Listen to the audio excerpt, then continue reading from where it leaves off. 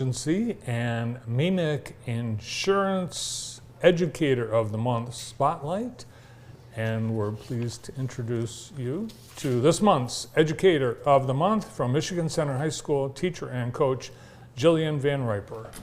Hello. Congratulations. Thank you so much. It's great to be here. Really exciting. That's awesome. You've been selected for, well, so many reasons, but one is you are one of the busiest educators in all of North America. Yeah. By choice, too. It is by choice. I do this to myself, yes. Tell us a little bit about what you do at Michigan Center Schools. Okay, well, first I teach. I teach language arts at the high school. I teach 10th and 12th grade. Okay. And then I coach cross country and track, and I'm the English department chair at the school. And I am the garden club director. We're starting up a garden club. Great. So, yeah, and I'd love to get drama club on the resume. So, how do you have time for all this?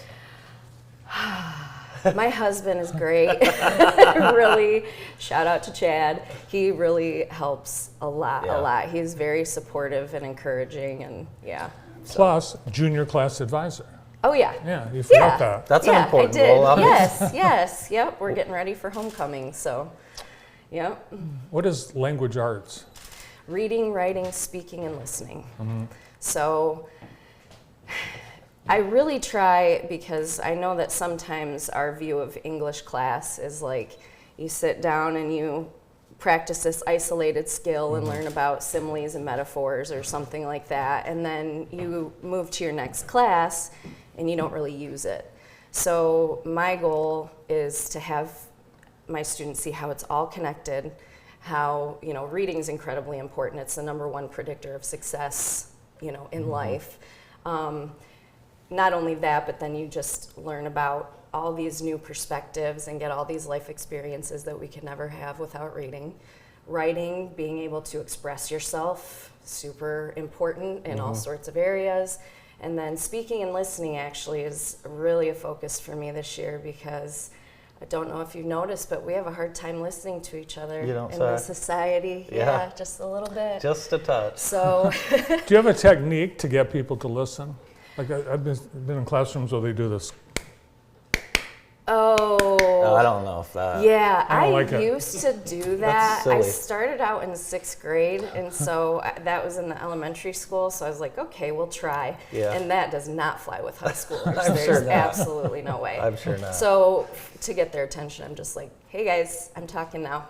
Yeah. Time to zone in. How long have you been at Michigan Center Schools, and what brought you to Michigan Center Schools? Well, I've been there for, this is my 17th year. Wow. Yep, and I've been there my whole teaching career. I was lucky enough to get started at the 6th grade at Kiker. And really, I just have no desire to leave. It's such a great school district. It's so welcoming and loving and friendly, and they're really there for the right reasons for the kids. So, yeah. Oh, you got pictures. Yeah, you brought some photos. Yeah. Okay, so this is a hands-on thing where we're talking about the structure of argument.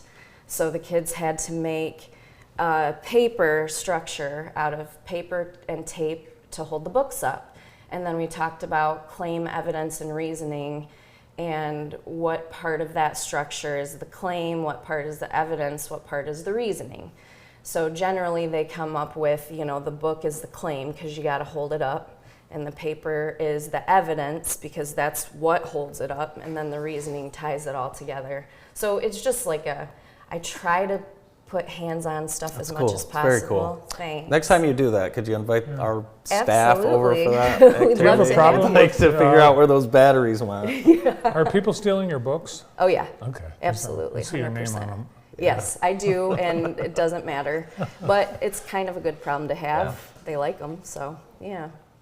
This is, you can see my dirty arm right there. We went outside in the spring last year, and we added mulch to the garden. I know that doesn't seem like language arts stuff, but we're really just focusing on beautifying the school and showing how, just spending a little bit of time can really have a big impact on the community, because now the garden beds are, nice, and Is that Cadence in the middle there? Yes, it is. That's All Cadence. You right. know Cadence? Yeah, I do. She is my garden club star. Awesome. So she is so enthusiastic, yeah. So that was just, we went out and had fun. That's my cross country team from last year. I need to get a new photo in there, but yep. So How important are all of these activities, whether it's sports or gardening club, but just to be with your peers outside of a classroom setting? huge, absolutely huge. Especially, I know it's been a minute since the COVID shutdown, but the impacts of that are still being felt. And the big thing I noticed with my kids is they really came back from that feeling disconnected and isolated. And so these clubs, it gives them a chance to learn something new, learn new skills, connect with each other, and then I don't know, we just build relationships outside of school, and it's so neat because a lot of times kids come to class and they sit in their spot and they're comfortable in their comfort zone, and so to get them out of their comfort zone and talking to each other is really powerful. I've got a few more photos from the events and activities of your classroom. And, Okay, so again, this is euchre tournament. We had a speed euchre tournament. The kids, I wanted them to learn, you know, how to try new things and play with games with each other that don't involve technology. And I feel like euchre is a good skill. It is. Yeah. Yeah, that's awesome. So this is just Finding Nemo. I'm involved in the drama club at the elementary school level at Kiker, and I want to bring it up to the high school. So this is just, we put this on last year, and it was so much fun. And so, yeah. And these are my seniors from last year.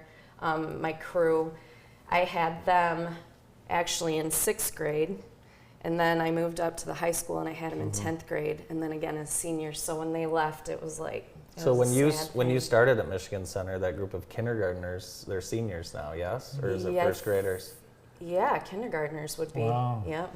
I know, that's weird. That's really weird. Are you from the area originally? Yeah, I went to Western. Okay. Yep. So Did you always know you wanted to come back in Jackson County and work? not necessarily. Not necessarily, but I just ended up back here because when my husband and I started a family, it's really nice to be around our family. are you related know? to Sue VanRiper? Yeah, that's my husband's aunt. Oh. Yep. And she was my teacher and my drama club person and student council leader when I was in school. Yeah, So cool. yeah. Who was the inspiration for you to get into teaching? My parents, yeah, they're both teachers, and I resisted for a while because I wanted to be a world famous author. Yeah. But That's not too late. yeah, you're right.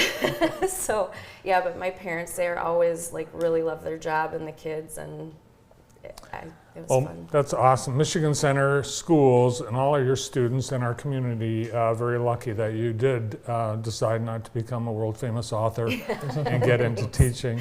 Thank you. Thanks for being here today, and congratulations. Oh, thanks so much for Thank having you. me. This is a really cool thing that you're doing. Thank you. Yeah. Yeah, and thanks to the Stowe Insurance Agency, the Stowe Agency MEMIC Insurance Educator of the Month, Michigan Center's Jillian VanRiper. More of the morning show after this.